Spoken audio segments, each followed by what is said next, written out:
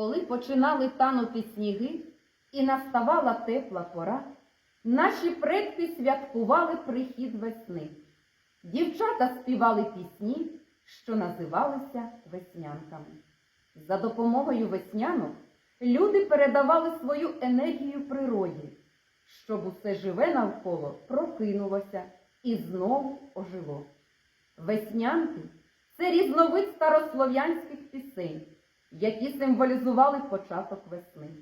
Наші предки вважали, що саме спів веснянок сприяв зміні погоди і мав ледь не магічну дію.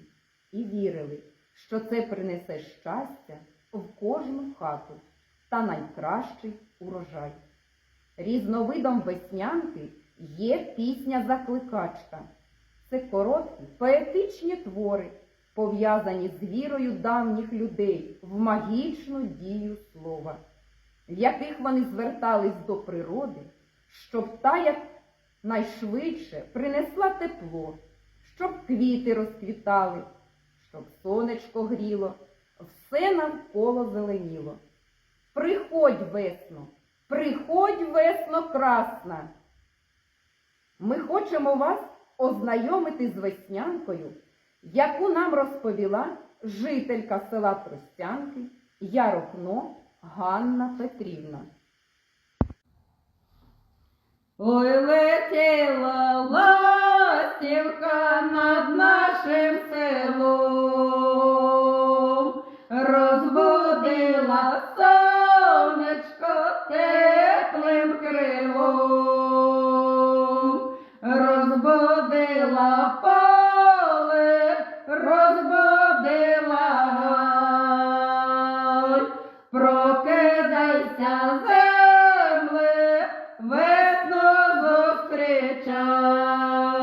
зустрічай, а у тихім садочку біле цвіте,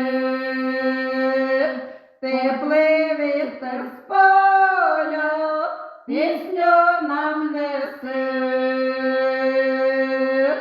під вікном у хаті пролісок розцвів, і струмок веселий між трави побіг. Ой, летила стівко над зеленим краєм,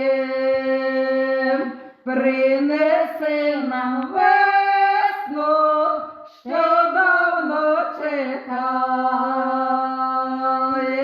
Хай у кожній хаті радість розцвітає, і на